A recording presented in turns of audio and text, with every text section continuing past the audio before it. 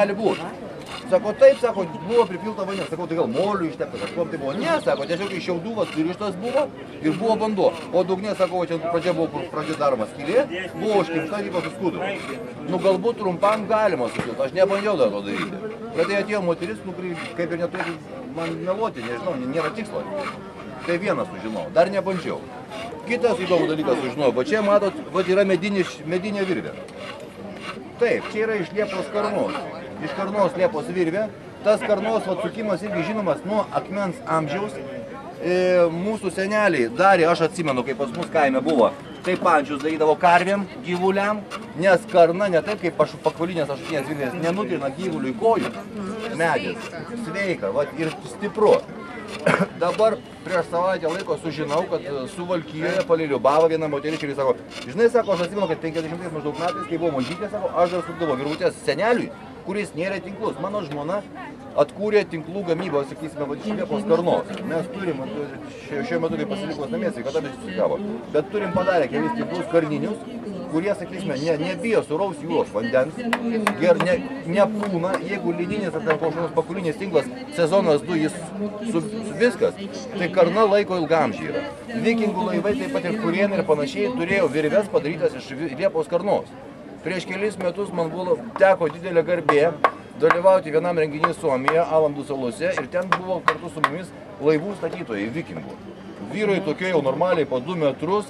Ir mano dukra, būdama ten, sakysime, 17 ar kelių metų, tokia smulkutė, kudutė, nu, buvo faina pažiūrėti. Kada jinai sėdėjo, buvo mokė tuos ten 10 vyrų tokių, va, kaip susukti virvutę tarp pirštų.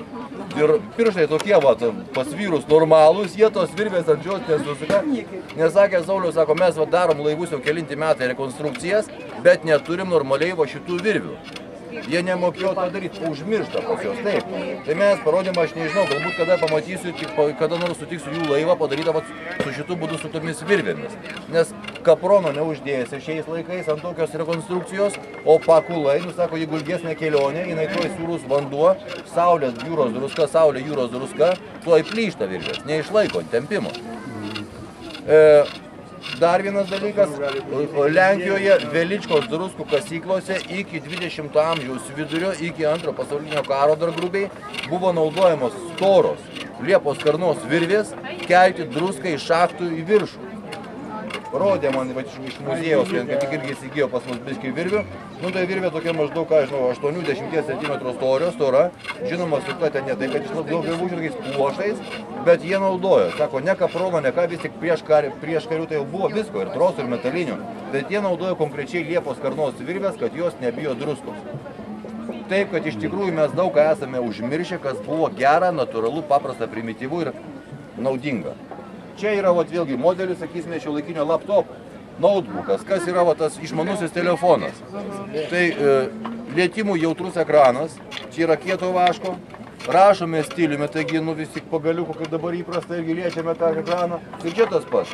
Tai yra viduramžinis išmestas. 20 GB atmintis batareikų nereikia klausyk. Šitą delete knopkę ištrinimas kitų galų tiesiog ir galim puikiai bendrauti. Nu, tai ar neprimena mūsų šitą šiuolaikinio telefono atvertį, kažką parašai ir palikai atmintyje? Grinai. Tai mes sako, mes va proto bokštai. Toliau paros dar kelius stebuklus. Tai čia vienas iš tokių įrenginių. Sekantis įdomus dalykas, tai va yra smagratinės bambagrašės, taip vadinamas. Tai va su šitų daiktų žmonės senovėje dantis remontuodavo. O šiaip panašų pamatysit, netgi akmens amžiai žmonės turėjo. Ne.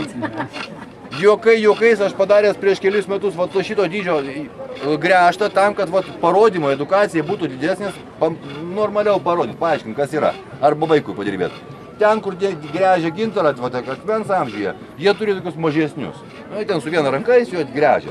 Aš padariau specialiai didesnį ant durniaus. Prieš porą metų va čia Kernavėje žmogus prieina, sako, aš pamenu Lietuvoje po kario laikų, senelis mano sako, va tokio dydžio gręžtų, va čia žolinis, sako, gal kažkas kitokio buvo. Ne, sako, va dydis panašus. Jis gręždavo.